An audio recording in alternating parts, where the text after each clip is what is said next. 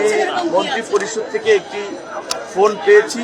প্রথমে আল্লাহর কাছে শুকরিয়া এবং জনাব তারেক রহমান আমার প্রতি আস্থা রাখায় তার প্রতি ধন্যবাদ এবং কৃতজ্ঞতা ধন্যবাদ জানাচ্ছি। সেটি শপথের পরে বিকেলে জানতে পারবেন। তবে মন্ত্রী পরিষদ থেকে শপথ নেওয়ার জন্য ফোন দেওয়া হয়েছে।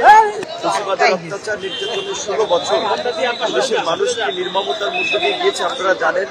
আজকে বাংলাদেশের এই ঐতিহাসিক সংসদ, যেই সংসদে আমরা জনগণের প্রতিনিধি হিসেবে শপথ নিচ্ছি, জুলাই গণ অভ্যুত্থানের শহীদের রক্তের উপর দিয়ে তাদের জীবনের বিনিময়ে আমরা আজকে দোয়া করছি আল্লাহ তাদেরকে সুস্থ নসিব করুক। যারা মারা গিয়েছেন, যারা আহত হয়েছেন, তারা সুস্থ হয়ে ফিরুক এবং তাদের আকাঙ্ক্ষার বাংলাদেশ যেন আমরা গড়ে তুলতে পারি আমাদের জীবনের শেষ রক্তবিন্দু দিয়ে।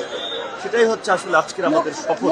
আমি মন্ত্রী পরিষদ থেকে একটি ফোন পেয়েছি। প্রথমে আল্লাহর কাছে শুকরিয়া এবং জনাব তারেক রহমান আমার প্রতি আস্থা রাখায় তার প্রতি ধন্যবাদ এবং কৃতজ্ঞতা ধন্যবাদ জানাচ্ছি। আমার এলাকার জনগণকে যারা ভোট দিয়ে আজকে আমাকে এমপি বানিয়েছে, সেটি শপথের পরে বিকেলে জানতে পারবেন। তবে মন্ত্রী পরিষদ থেকে শপথ নেওয়ার জন্য ফোন দেওয়া হয়েছে। এটুকু 4টার পরে জানতে পারবেন। পড়বো না কারোর প্রলোভনে, ভোট দিব নিজের ডিসিশনে। ক্লিয়ার আপ হাতে হয়ে যাও ফুরফুরে ভোটার।